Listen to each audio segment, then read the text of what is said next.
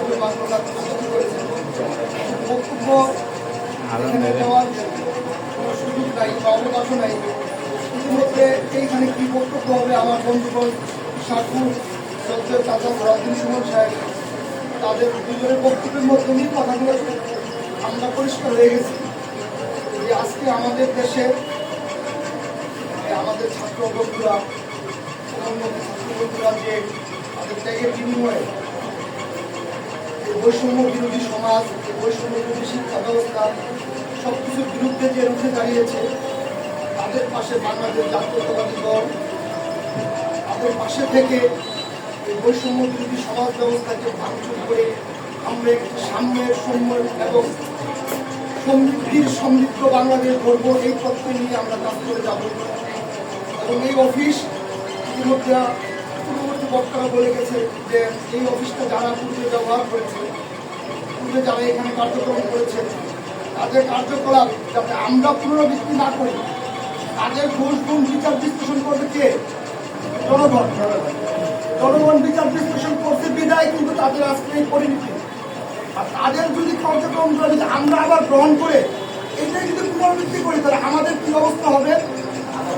অতএব আমরা এমন কার্যক্রম করব না এটা জনগণের তাদের সিদ্ধান্ত তাদের সম্মানের পরিপন্থী হয়ে যায়।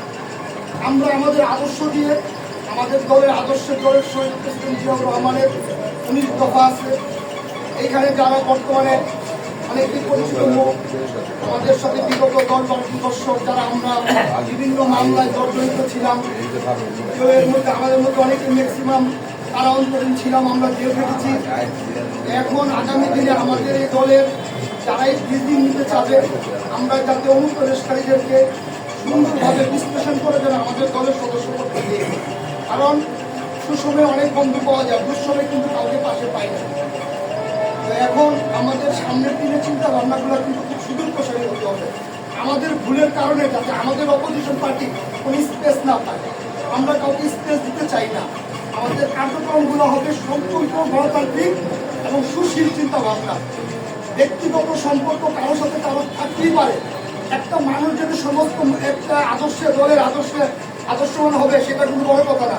এটার নামই ডেমোক্রেসি। আমি একটা মতাদর্শে বিশ্বাস করবো, আমার আরেকটা ভাই আরেকটা মতাদর্শে বিশ্বাস করবে, তার মতাদর্শকে আমার সম্মান জানাইতে হবে। এটা বিগত দিনের সরকার ভুলে গিয়েছিল যে এই বক্তৃতা দিতে গেলে অনেক সময় আরেক সময় লম্বা সময় বক্তৃতা দিব যদি সুযোগ হয়।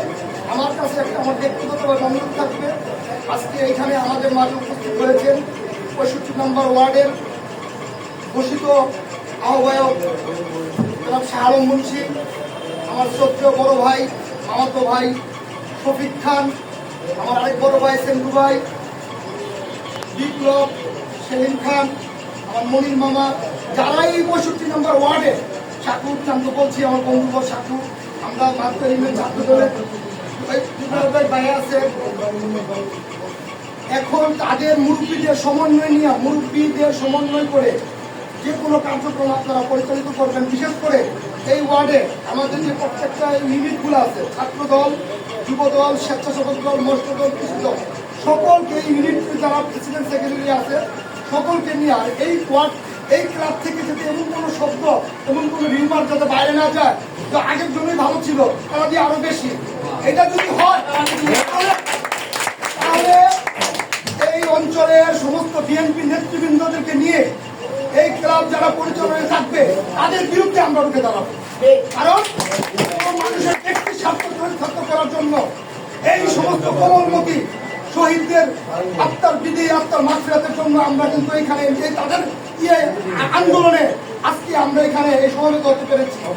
আমরা ভুলে গেলে হবে না, আমরা একটা আদর্শিক দল, আদর্শ দিয়ে মোকাবেলা করে আমরা সাধারণ মানুষের মন জয় করে বিএনপি তৃণমূলের দল, তৃণমূল আসলে বিদায় বিএনপি এত অত্যাচার নির্যাতনের পর আজকে বিএনপি নামক দলটা টিকে আছে।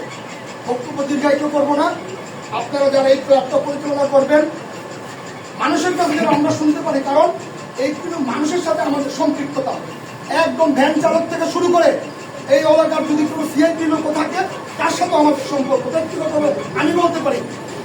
এমন কোনো যাতে নিউজ যাতে না যায় যে উনদের কাছ থেকে 2000, 5,000, 20,000 এগুলো দেখুন পছন্দ না। আমরা আপনাদের সমস্যা এই ওয়ার্ড বিএনপি আছে, মুরব্বীরা আছে, আপনাদের প্রয়োজনগুলো তারা মিটাবে, কিন্তু বাইরের কাছে কোনো হাত পাতি করবেন না। এই বলে আমি আমার বক্তব্য শেষ করছি। খোদা হাফেজ, জিন্দাবাদ বাংলাদেশ, জিন্দাবাদ বাংলাদেশ জাতীয়তাবাদী দল, জিন্দাবাদ।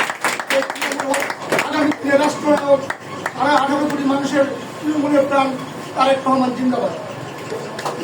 ধন্যবাদ।